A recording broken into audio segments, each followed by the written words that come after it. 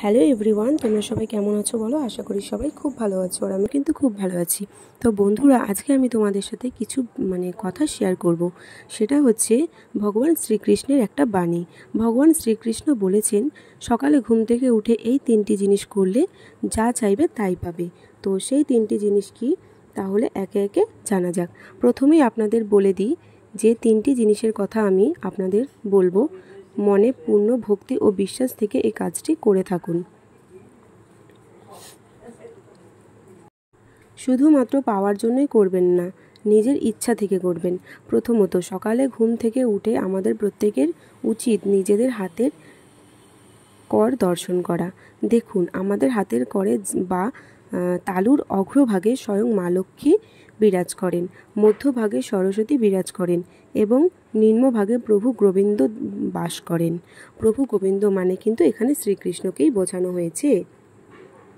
সুতরাং আমাদের প্রত্যেকের উচিত ঘুম থেকে উঠে নিজের হাতের কর দর্শন করা এবং তাদের উদ্দেশ্যে প্রণাম জানানো। তো তোমরা যারা করো না তারা অবশ্যই কিন্তু বাড়িতে এই নিয়মটি পালন করবে। মাতা লক্ষ্মী, সরস্বতী ও শ্রীকৃষ্ণের নাম নিয়ে যে ব্যক্তি তার দিন শুরু করে, সেই ব্যক্তির জীবনের সফলতা অবশ্যই আসে। তোমরা এটা অবশ্যই করে দেখতে পারো। আশা করি তোমাদের জীবনেও উন্নতি হবে। আর বিভিন্ন দেবদেবীর আশীর্বাদে যে ব্যক্তি দুঃখ, দরিদ্রতা, কষ্ট, রোগ, ব্যক্তি এগুলোর বিনাশ হয়। তো তোমরা বুঝতেই পারছো। তথা এই ক্রিয়াটির মাধ্যমে আপনারা কিন্তু সহজেই মা লক্ষ্মীর কৃপার ধন সম্পত্তি অর্জন করতে পারবেন। শ্রীকৃষ্ণ বলেছেন এটি। মাতা সরস্বতীর কৃপায় বিদ্যা বুদ্ধি অর্জন করতে পারবেন এবং শ্রীকৃষ্ণের কৃপায় জীবনে সমস্ত বাধা বিপত্তি, দুঃখ, রোগ, ব্যাধি থেকে মুক্তি পাবেন।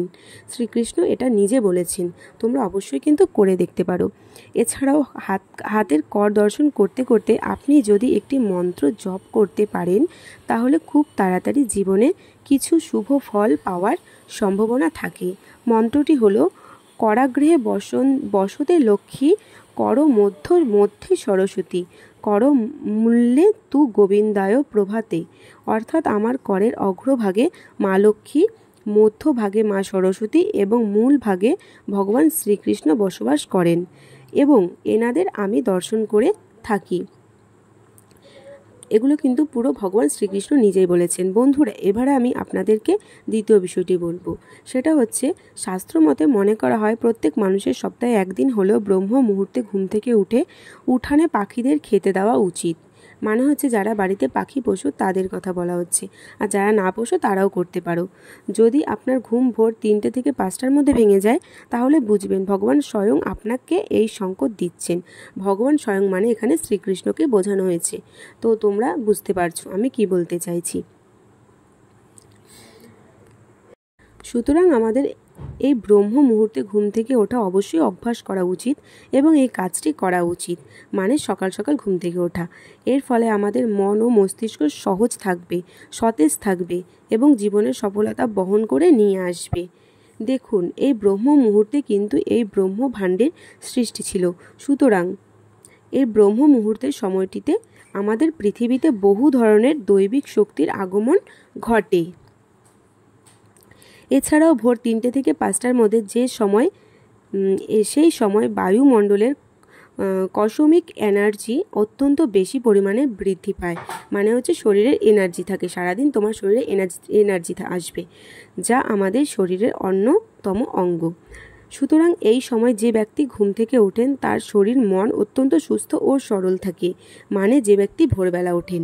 এবং আপনি যদি এই ব্রহ্ম মুহূর্তে উঠানে আসা পাখিদের খেতে দেন, জেনে রাখবেন আপনি ব্রহ্ম মুহূর্তে অনেক বড় পুণ্যের কাজ করেছেন। সকালে পাখিদের খেতে দেওয়া এটা কিন্তু খুব ভালো একটা কাজ। যারা ইতিমধ্যে এই কাজটি করে আসছেন তারা আমার এই কথাটি মর্মার্থ উপলব্ধি করতে পারবেন। আশা করি তোমরা বুঝতে পেরেছো আমি কি বলেছি। এই কাজটি মনে বিশ্বাস রেখে নিয়মিত করতে পারলে আপনি সফলতার চরম শিখরে পৌঁছাবেন। মনে করা হয় ব্রহ্ম মুহূর্তে যে পরিবারে এই কাজটি করা হয়ে থাকে, সেই পরিবারে স্বয়ং মা লক্ষ্মী অধিষ্ঠান করেন।